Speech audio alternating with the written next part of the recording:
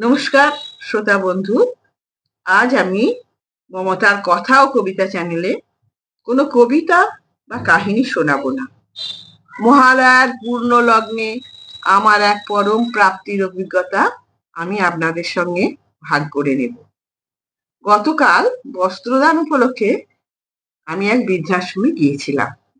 উপলক্ষ ছিল ছাত্রসারথী নামে একটি পত্রিকার প্রকাশ, যে পত্রিকায় আমার লেখা একটি কবিতাও বিশেষ স্থান পেয়েছে।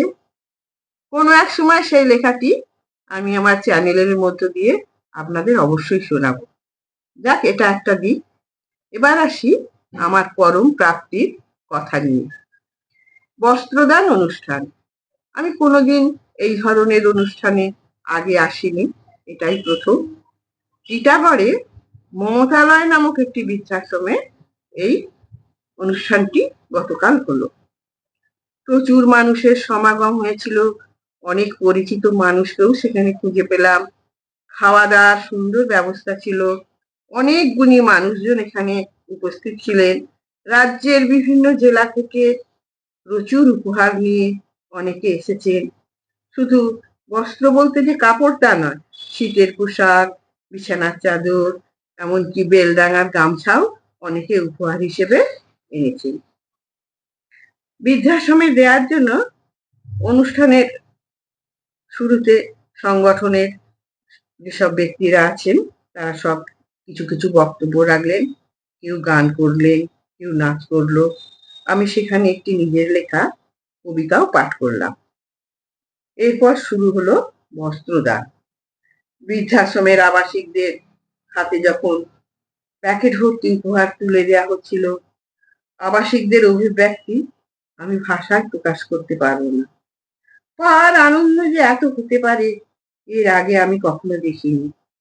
কিছু সামগ্রী তাদের হাতে তুলে দেওয়ার সৌভাগ্য আমারও হয়েছিল। আনন্দ না দুঃখ বুঝতে পারলাম না। একজন মহিলা যখন তার হাতে আমি একটি উপহারের প্যাকেট তুলে দিচ্ছি, হঠাৎ সে আমাকে জড়িয়ে ধরে কাঁদতে শুরু করল। দু একজন নাচতেও লাগলো। আমি অভিভূত হলাম। মনে পড়লো রবি ঠাকুরের সেই একটি লাইনের কথা, তোমায় কেন দিইনি আমার সকল শূন্য করে। মনে হলো শুধু বৃদ্ধাশ্রম কেন, আমাদের আশেপাশেও তো অনেক অসহায়, কিছু না পাওয়া মানুষজন আছে। একটু উদ্যোগের খালি অভাব। হ্যাঁ, সকলে মিলে একত্রিত হয়ে আমরা যদি এই একটু উদ্যোগ নিই, তাহলে অনেককে এরকম আনন্দ আমরা দিতে পারি। এটাই হবে দেবী পক্ষের পরম প্রাপ্তি। এর আনন্দ আমি আজ প্রথম অনুভব করলাম। সামান্য কিছু দেওয়ার মধ্যে নিজেকে খুব সমৃদ্ধ অনুভব হচ্ছিল, তাই আপনাদের সঙ্গে সেটা ভাগ করে নিলাম। আপনাদের অনুভূতি কেমন জানাবেন। এই ঘটনাটি বা এই অনুভূতিটিকে কেন্দ্র করে আমি একটা ছোট্ট কবিতা বলি। আলোর বেণু বাজলো ঠিকই মহালয়ার সূত্রঘাতে, সেই আলো কি পৌঁছে গেল দারিদ্রতায় যারা থাকে। পায় না যারা নতুন জামা, হয় না যাদের নতুন জুতো, বুঝতে পারিনি এই রাজ্যে বাবা মায়ের দুঃখ কত।